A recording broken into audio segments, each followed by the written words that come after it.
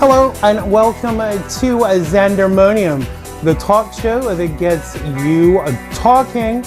I'm Xander Gibb, and coming up on today's show, we will be winging our way across the pond for London Calling with Kristian, Jason Prince, and superstar DJ Wayne G, and a new segment on Xandermonium called The Tipping Point.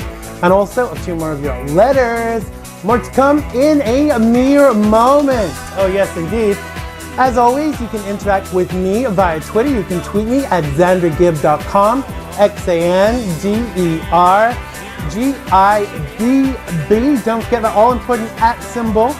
Make sure you follow and keep up to date with what's going on the show.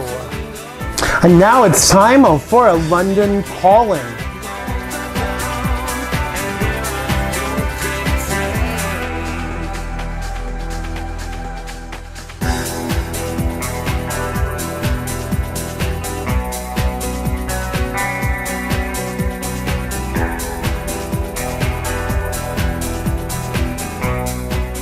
So this week, Kristian sent Jason Prince off to interview a superstar DJ, Wayne Prince. Here we go. Hello, America. London Calling.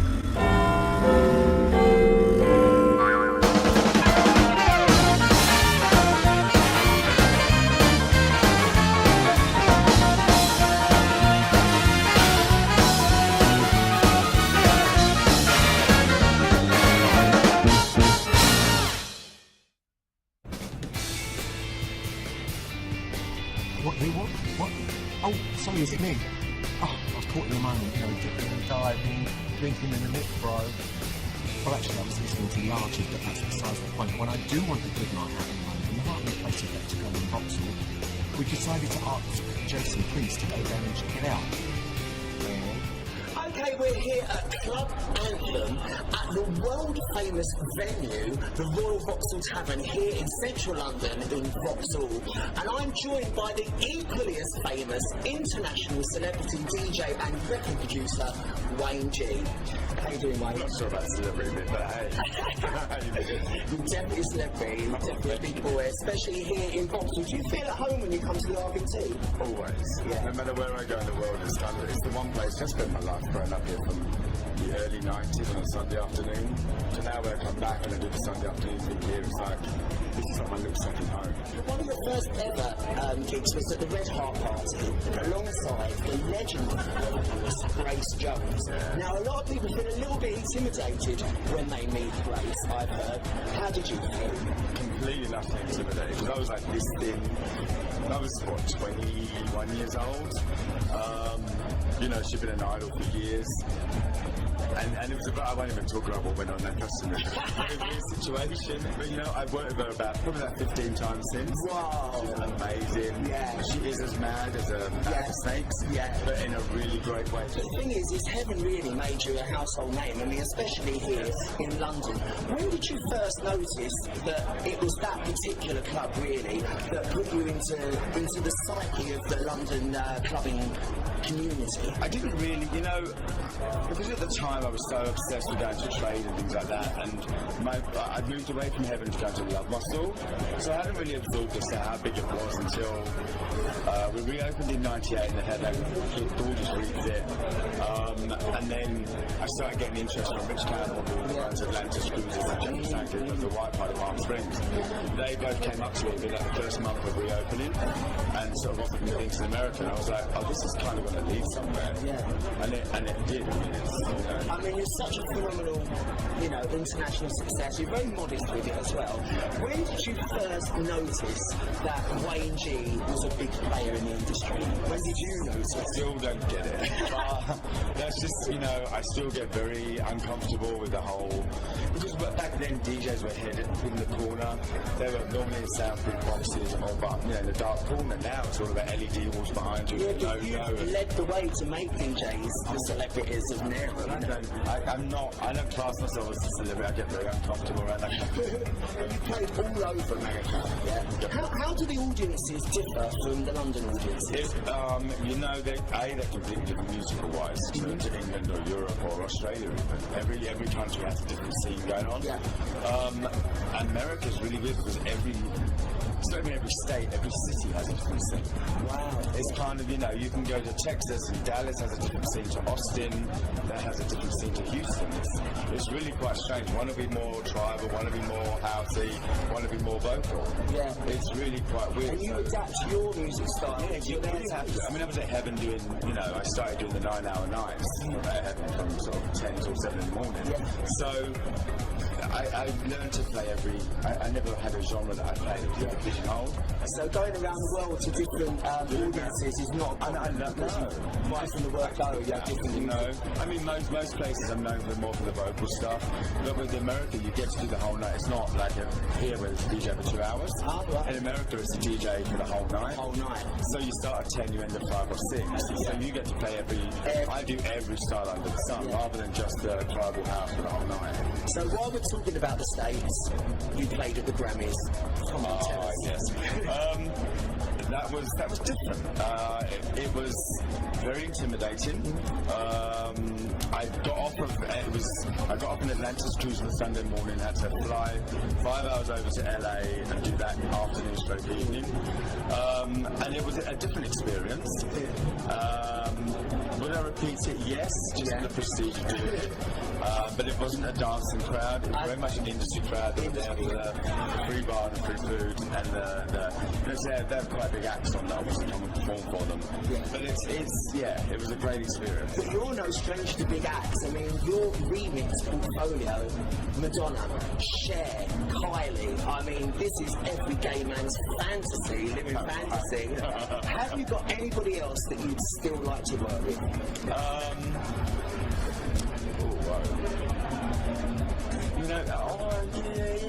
Deborah Cox I've only done once, and we're talking about working again on something different now. So that's something I work quite a lot on Atlantis cruises. So we're actually talking about doing something now. But I think other than George Michael, I want to do George, I want to do you. Yeah! Oh! Literally. Alexis Jordan, Happiness was a massive hit for you. In fact, American Billboard #1. Yeah? Do you still get that excited, tingling feeling when you top the charts in America? Yes, totally. I mean, Icona Pop, when I first started Icona Pop, I love it. Yeah. It hadn't even broken in the UK or Australia, and I was like, that song. You loved it. My music management came to me with it, and it was represented by Fly Life in New York. Yeah. And I was just like, hell yes, this song is amazing. What the hell is this? Yeah. So what's next for Wayne G then? What do you see in your near and maybe longer future? Well, I have no idea. I see her. Yes, I see her. Yo, girl. I don't know. Who knows what? Every time I think I'm going to go in one direction, the universe takes me in another. So I take every day as it comes. I'm very grateful for the experiences I'm having, and we just can see what happens. That's it for this week. Back to you in the studio, Xander. That was London Calling with Jeff Kristian, Jason Prince, and superstar DJ Wayne G. London Calling is produced in association with Mr. Binks Media. And now it's time for the tipping point.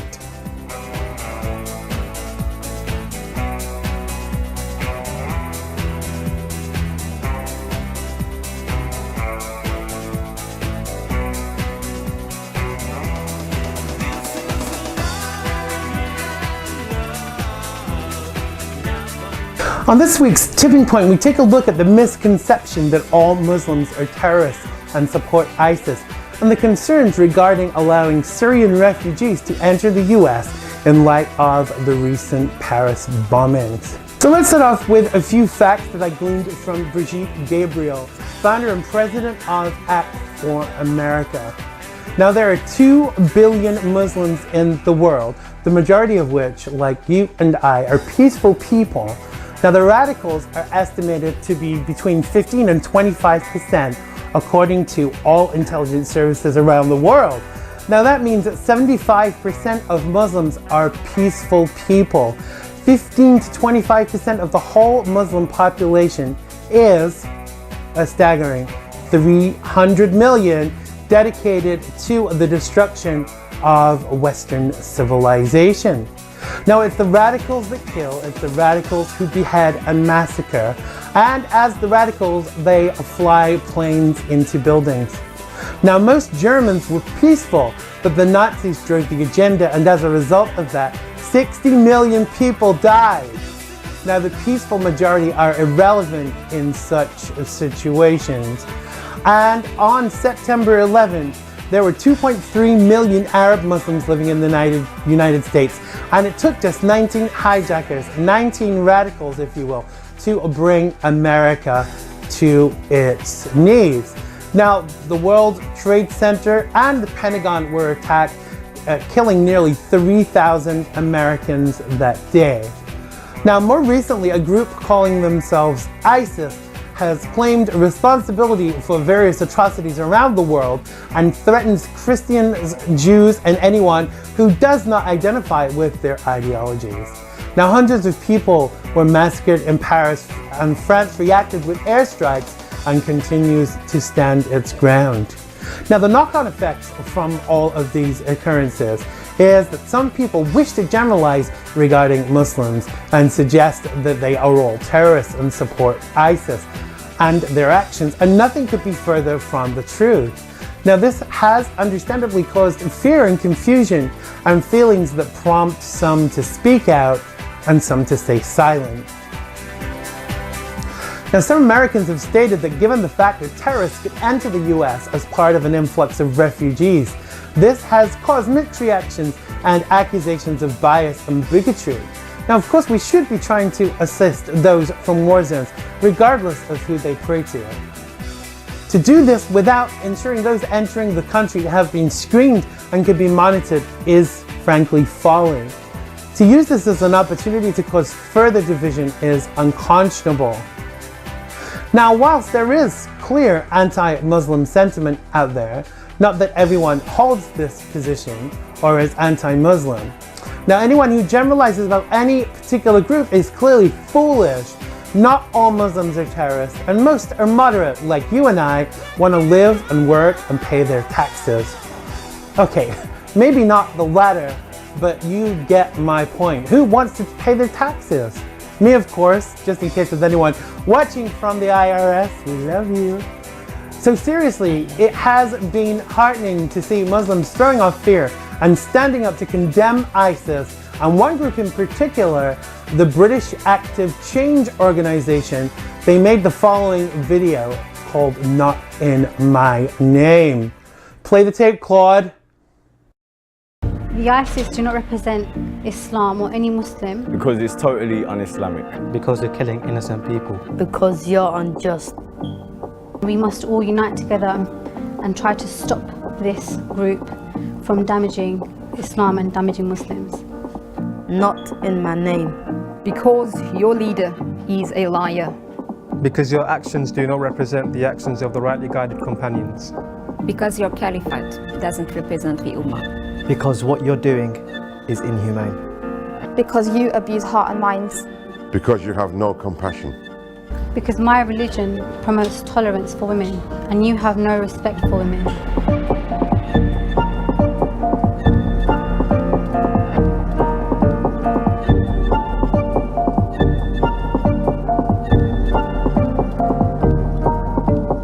Not in my name. Not in my name. Not in my name. Not in my name. Not in my name. Not in my name. Not in my name. Not in my name. Not in my name. Not in my name.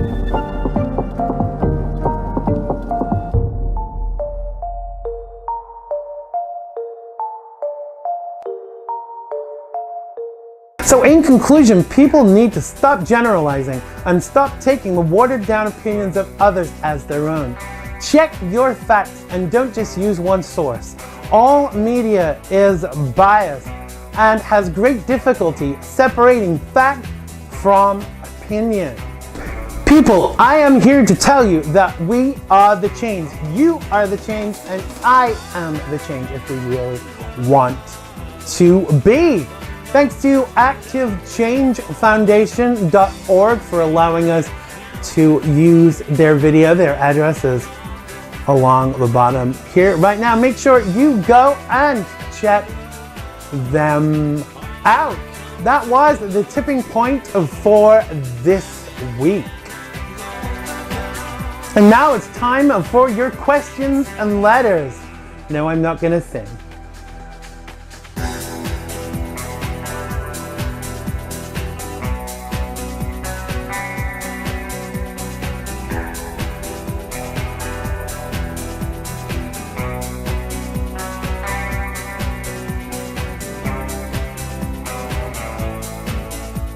Okie dokie, so the first letter is from Annie from Bethel. Annie wants to know what my favorite song is right now. But you know, I always find it difficult to pick just one song, but I have to say it really is a tie between Hello by Adele and also Joga by Björk. Yeah, it's an older song, but it really is a classic and is one of my favorites. Thanks so much for your question, Annie, and thanks for watching the show. So the next question is from Claire from the Bronx. Hello in the Bronx. Who says, what is 78 times 56? I know you don't like to do math, but I couldn't resist it. Ha ha, Claire, very funny. The answer is 4368. I too had a calculator in math class and used to mess around, so there you go. So Eddie from Danbury says, I was watching Memphis Belle the other night and someone who could be your twin was in it. Was it you? Well, yes, it was Eddie. I also act and sing and I have an extensive back catalog. Thanks for noticing. Okay, last question is from Roberta from New Fairfield, who wants to know what my favorite color is. How very random, but I guess once again it's a tie between black and sky blue ginger. Try asking for that next time you want to buy paint and to identify it on the color chart. Now that was this week's questions as letters. As usual, you can write to me at xandergibb.com/contact. That's xandergibb.com/contact. It's all going down the bottom of the screen right now. Are you all right there, Claude? Are you gonna come say hello? He's twirling his mustache and saying, oh, no. Okay, so that is it for today's show, folks. Same time and same place next week. Don't forget to join my mailing list at xandergibb.com and to follow us on social media.